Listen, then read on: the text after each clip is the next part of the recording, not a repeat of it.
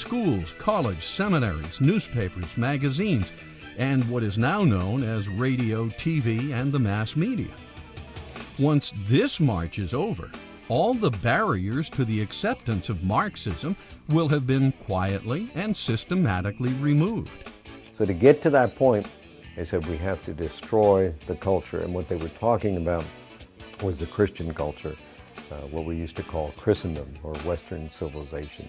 If you can break people away from religious affinities, for example, where they would turn to their community, their religious community, for support and help, or they would turn to Scripture for answers to certain perplexing questions. If they have an affinity to their religion, they might say, well, we're not going to go along with government because it's contrary to my religion.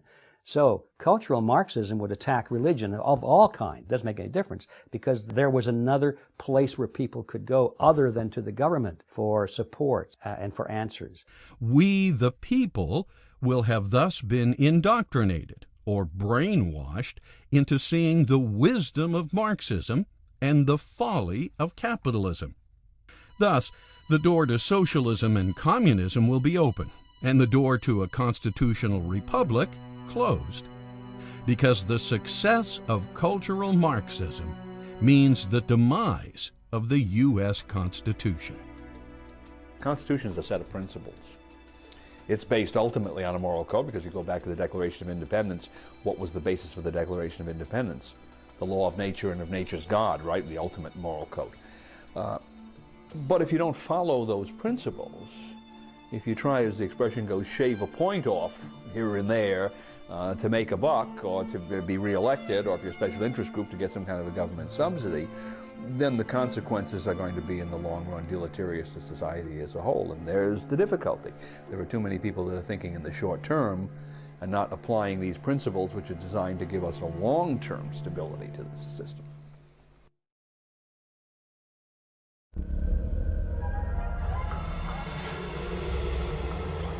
Let's back up a moment. How did cultural Marxism get into the United States? Some brief history.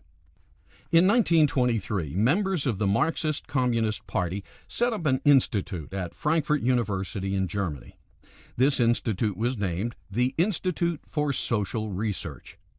Later, it would become known as simply the Frankfurt School. These new Marxists, under the direction of Max Horkheimer, had seen the old Lenin Marxists fail. The workers of the world did not unite in World War I. Further, they realized why. Antonio Gramsci, the disciple who wrote the prison notebooks, had it right. Marxism could only flourish after a long march through the cultural institutions. Now the mantra would be, change Western culture, and then the workers will unite.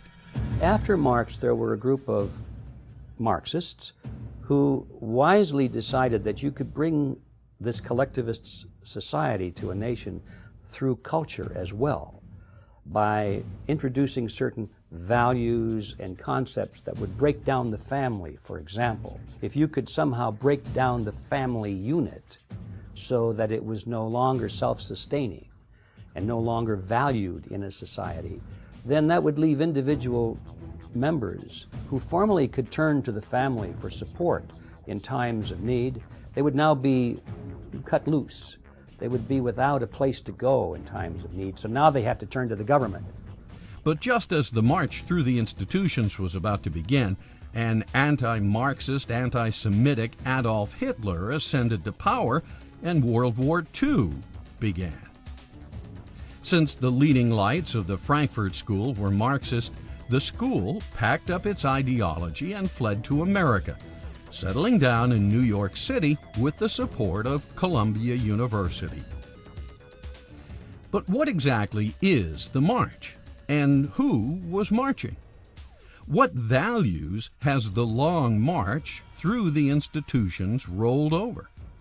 Let's hear it from some of the Frankfurt School graduates themselves, like George Lukács, Antonio Gramsci, Charles Reich, Herbert Marcuse, Theodor Adorno, Erich Fromm, Wilhelm Reich, and Max Horkheimer. Marx got it all wrong. the workers are not up to being the vanguard of the communist revolution. Let's translate Marxism into cultural terms. And Herbert Marcuse. The West is guilty of genocidal crimes against every civilization and culture it has encountered. America and Western civilization are the world's greatest repositories of racism, sexism, nativism, xenophobia, anti-Semitism, fascism, and Nazism. American society is oppressive, evil, and undeserving of loyalty. Have you ever heard of cultural Marxism? If so, what is it? I'm not familiar completely with Marxism. I have not heard of cultural Marxism. Cultural Marxism. No, I don't even think I know what that kind of talk is gibberish to me. I hate to tell you. It's used in some terms, I think, as a sort of the thing that is almost politically correct from a Marxist standpoint. In other words, from a socialist or communist standpoint. George Lukács. I see the revolutionary destruction of society as the one and only solution. A worldwide overturning of values cannot take place without the annihilation of the old values and the creation of the new ones by the revolutionary. Lukács' gift to America later became known as cultural terrorism. Gifts such as radical sex education in public schools, covering such subjects as free love, outdatedness of monogamy, irrelevance of religion, and the archaic nature of the middle-class family. Women were called upon to rebel against the sexual mores of the day, such being the core values of Christianity and Western culture. His ideas later became the basis for the sexual revolution, embraced by a generation of drug-challenged baby boomers. When you hear people say, as I did on the campaigns, Pat, what happened to the country we grew up in? Physically, it's the same country, but they're right. We're in another country now.